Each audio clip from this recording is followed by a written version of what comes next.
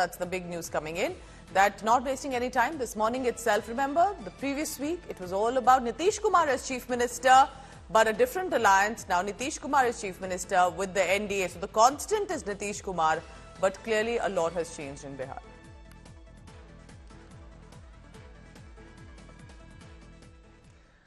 So the only thing constant in Bihar is Nitish Kumar.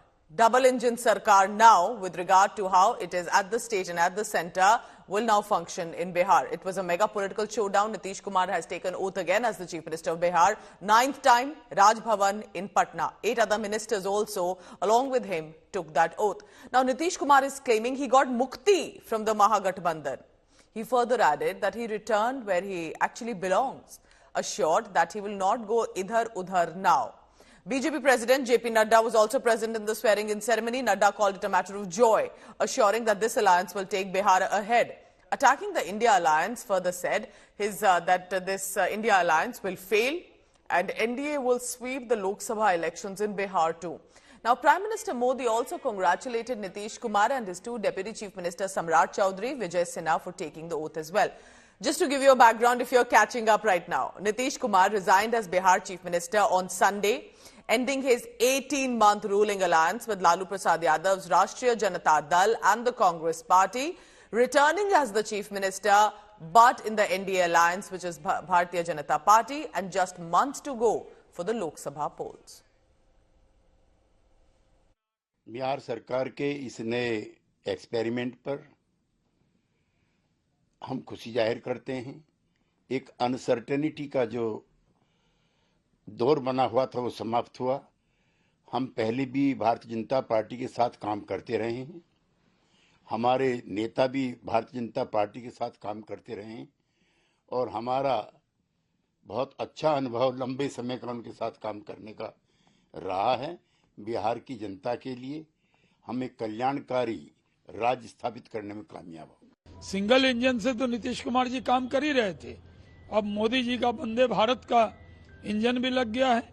Bullet train की रफ्तार हो जाएगी, बिहार में तेजी से विकास करेंगे और जेडीयू और बीजेपी अब इकट्ठे हो गए, इकट्ठे रहेंगे। हम लोग सबको लेकर चलेंगे, किसी को छोड़कर नहीं चलेंगे। जिस तरह प्रधानमंत्री नरेंद्र मोदी जी ने नीतीश जी को बधाई दी है, हम सब भी पूरी ताकत से इस सरकार को मजबूत करेंगे और बिहार में नरेंद्र मोदी जी के नेतृत्व में 40 की 40 लोकसभा सीट जीतकर मोदी जी के झोली में डालेंगे।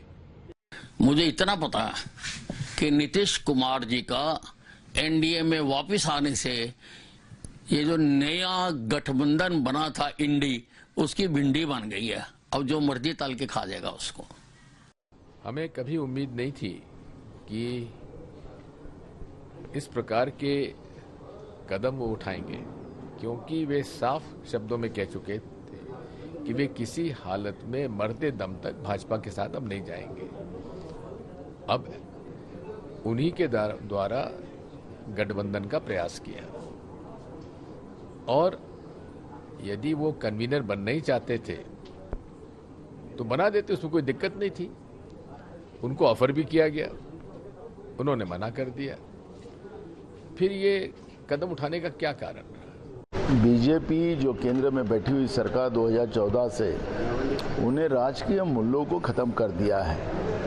राजनीतिक मूल्यों को भ्रष्टाचार के माध्यम से और केंद्रीय तपास यंत्रणा का दुरुपयोग कर जिस तरह से डराया जाता है और उस आधार पर नैतिक मूल्यता का खत्म कर लोगों के प्रश्नों के ऊपर ध्यान न देकर हम ही पूरे देश में सत्ता में रहेंगे, ये भावना